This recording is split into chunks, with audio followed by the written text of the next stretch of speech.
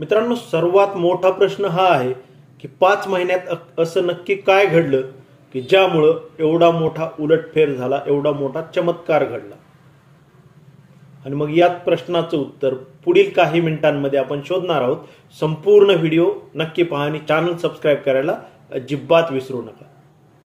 तर मित्रांनो, मराठीमध्ये असं म्हटलं जातं की लबाडी तेवढीच करा जेवढी पचल्या जाईल.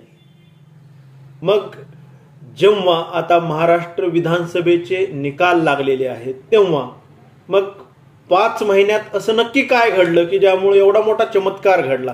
कारण साधारण 5 महिन्यांपूर्वी लोकसभा निवडणूक पार पडली होती. त्याचे निकाल महाराष्ट्रामध्ये लागले होते. 48 एकूण जागा होत्या. त्यापैकी तब्बल 31 जागा महाविकास आघाडीला मिळाल्या.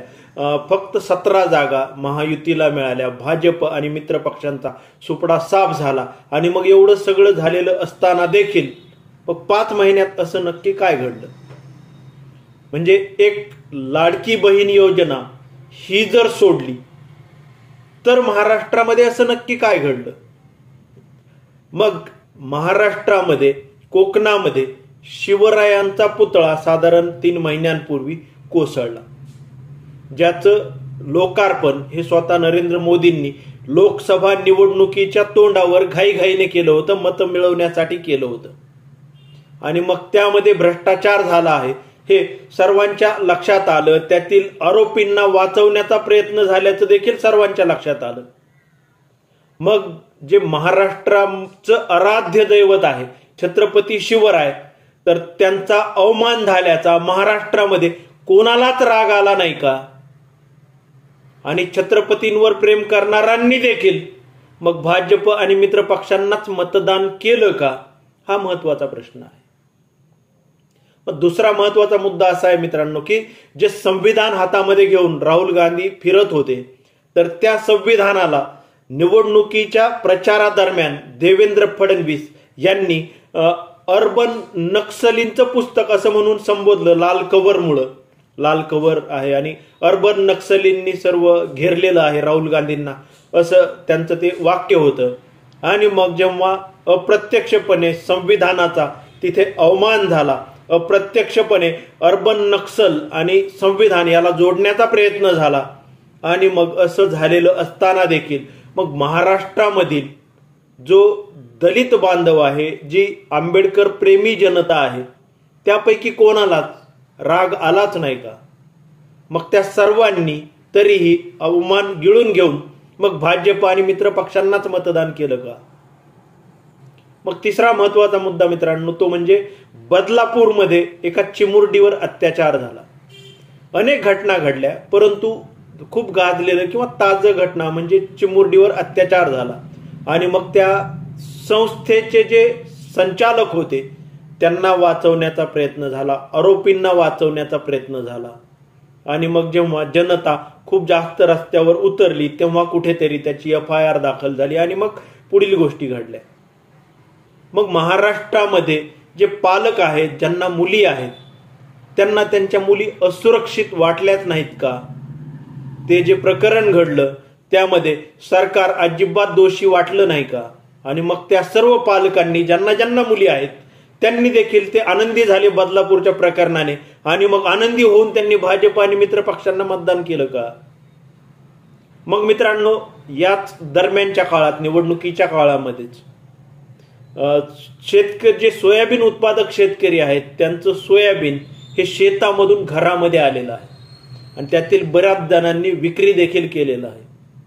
आणि मग सोयाबीनचा जो भाव पडला होता 3,000, 3,200, 3,500, 3,700, तर हा जो काही भाव आहे तर शेतकऱ्यांना 10 वर्षापूर्वी लागत मूल्य 7,000 यायचं आणि त्यांना भाव मिळतो आता 10 वर्षानंतर 3,200, 3,500, 3,700. लागत मूल्य तर आता कितीतरी वाढलं असेल, कारण बियाणं वाढलेत, औषध फवारणी वाढली, खतं वाढलेले आहेत, तणनाशकाच्या किमती वाढलेल्या आहेत. आणि मग महाराष्ट्र हा शेतकऱ्यांचं राज्य असं म्हटलं जातं. मग या सर्व शेतकऱ्यांनी मग ह्या पडलेल्या भावाला खुश होऊन जाऊन मग भाजप आणि मित्र पक्षांना मतदान केलं का, हा देखील महत्वाचा प्रश्न आहे. मग मित्रांनो, मुंबईमध्ये जे अदानीच्या घशामध्ये 1000 एकर जमीन ही घातलेली आहे आणि तो अदानी आता इकडं तिकडं हातपाय पसरत आहे.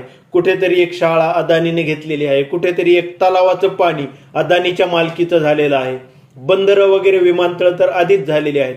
आणि मग हे सर्व हातपाय पसरत असताना मग महाविकास आघाडी जर सत्तेत आली तर अदानीचे सर्व कॉन्ट्रॅक्ट रद्द करू असं त्यांनी घोषित केलं होतं. आणि मग मुंबईमधील जनता जी मुंबईकर आहे आणि जिथं मुंबईच्या ज्या जागा आहेत तर त्या जर अदानीकडे जाणार असतील तर तो मुंबईकर नागरिक हा विस्थापित होणार आहे. अशा वेळी मग मुंबईकर जनता देखील मग त्या अदानीवर नाराज झाली नाही का, चिडली नाही का, रागावली नाही का, किंवा अदानी महाराष्ट्रात हातपाय पसरतोय म्हणून मग ग्रामीण भागातील लोक देखील खुश झाले का, चला येऊ द्या आपलाच अदानी घेऊ द्या जमिनी आपल्या. मग असं सर्व खुश होऊन न रागवता न चिडता मग त्यांनी देखील भाजप आणि मित्र पक्षांना मतदान केलं का. मग एक लाडकी बहीण सोडली तर भाजपच्या विरोधात जाणारे महत्वाचे ठळक मुद्दे मी इथं तुमच्या पुढे मांडलेले आहेत. छत्रपतींचा अवमान, संविधानाचा अवमान, बदलापूरचं प्रकरण, शेतकऱ्यांचा पडलेला भाव आणि अदानी, म्हणजे 5 मुद्दे तुमच्या समोर मांडलेले आहेत. आणि मग एवढं सगळं झाल्यानंतर देखील जेव्हा निकालामध्ये एवढा सर्व उलटफेर दिसतो तेव्हा मग संजय राऊत जे म्हणतात की हा जनतेचा निकाल नाही. आणि मी देखील तसंच म्हणत आहे, कारण मी स्वतः 16 मतदारसंघात फिरलेलो आहे. तुम्हाला सांगितलं मी, माझ्या देखील मते हा जनतेचा निर्णय नाही. मग आता यापुढे महाराष्ट्राला अदानी राष्ट्र असं म्हणायचं का, हा तुमच्या माझ्या समोर महत्वाचा प्रश्न आहे. आणि मग त्यामुळेच मी सुरुवातीला म्हणालो की लबाडी तेवढीच करावी जेवढी पचल्या जाईल.